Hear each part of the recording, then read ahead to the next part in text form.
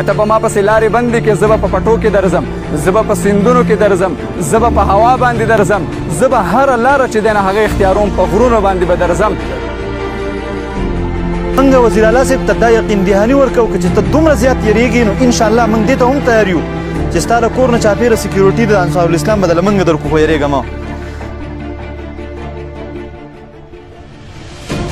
بسم الله الرحمن الرحیم منناک کتونکو زه یم نوید اختر او تاسو ګورئ سپین سر نیوز څنګه چې تاسو ته معلومه ده چې په ټول ملک کې په هر ضلع کې په هر صوبه کې کنټینرو سلسله روانه ده په اسلام آباد کې هم کنټینرې لګېدلې دي د اټک په پل باندې هم کنټینرې پراته دي په سوات موټروی د شموزو په روډ په بریکوټ کې دغه شان په لنډاکي کې هم کنټینرز پراته دي مټې ته هم کنټینر راغلل بېګا د شپې 3 کنټینر راغلي دا فوټیج تاسو لیدای شي یو کنټینر د خوازخیلې او د مټې چې کوم چوک دی کم روډ چې د مټې د خوازخیلې ته جدا شو دی یو کنټینر دغه ځای پروت دی او یو کنټینر د محمود خان د کور یوې غاړې ته او یو کنټینر د محمود خان د کور بلې غاړې ته پروت دی مټې ته کنټینر راغلي تاسو لیدای شئ چې خلک یې هم تماشې له راوځي ناشنا خبره ده چې مټې ته کنټینر راغلي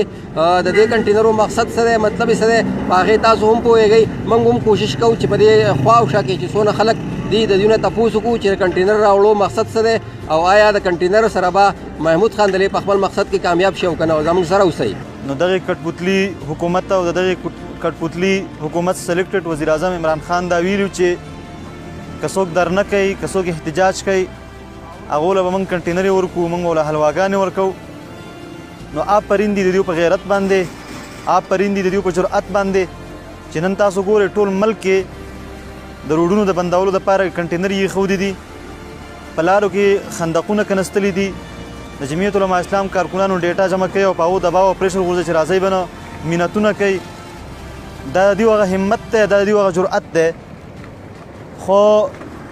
په دې دور دراز علاقو کې دلته را کنټینرې راوړل او د روډونو د بندولو سوچ کول دا خو ډېره زیات حماقت دی او ډېره ماته بېوقوفي غوندې ښکاري ځکه چې موږ کوو احتجاج او موږ به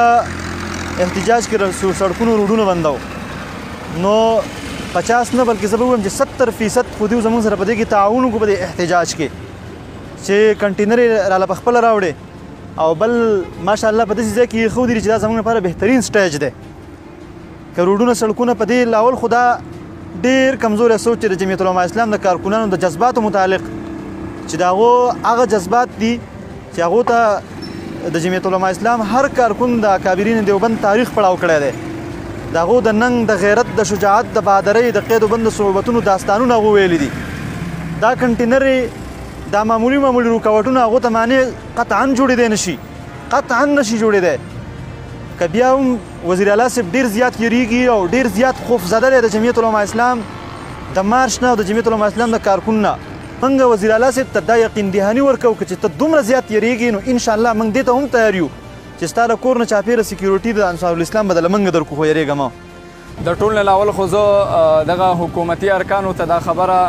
د هغوی هغه کومه واده چې زموږ سره کړې وو او عمران خان په اولنۍ ورځ په اسمبلی کې دا بیان کړی و چې हम इनको कंटेनर भी देंगे खाना भी पहुंचाएंगे और इनको हलवा भी देंगे نو که ایمانی غیرت او تقاضا دا ده چې پکار دا ده چې ته موږ هغه کومه خبره باندې چې تا کړې وه ته په هغې باندې ودرېږې او دغه څیزونه موږ ته فراهم کړې بجای د دې چې ته فراهم کړې موږ ته الټا زموږ په لاره کې رکاوټونه جوړې نو